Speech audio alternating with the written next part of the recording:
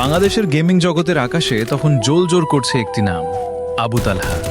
তার gaming with তালহা চ্যানেলটি ছিল লাখ লাখ তরুণের আড্ডাস্থল। শুধু গেম খেলা নয়, তার অদম্য এনার্জি আর মজার কথাবার্তা মানুষকে মুগ্ধ করে রাখত। একসময় তার চ্যানেলে গেলেই দেখা যেত সেই চিরচেনা মজার মজার গেম প্লে, যা দেখে হাজার হাজার দর্শক হেসে কুটিপাটি হতো। গেমের সিরিয়াস মুহূর্তগুলোকেও তিনি নিজের রসবোধ দিয়ে আনন্দদায়ক করে তুলতেন। ফ্রি ফায়ারের দুনিয়ায় তিনি ছিলেন একজন রাজ্যহীন রাজা, যার সংগ্রহে ছিল হাজার ও ভালোবাসার মানুষ। কিন্তু রাজপ্রাসাদের ভেতরে যখন ঘুণ ধরতে শুরু করলো, তখন তালহা আর চুপ থাকতে পারলেন না।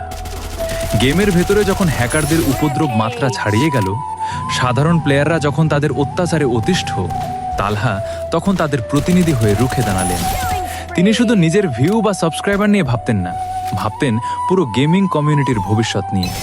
তিনি লক্ষ্য করলেন, ফ্রি ফায়ার এখন আর আগের মতো কৌশলের গেম নেই, বরং এটি হয়ে উঠেছে হ্যাকারদের স্বর্গরাজ্য।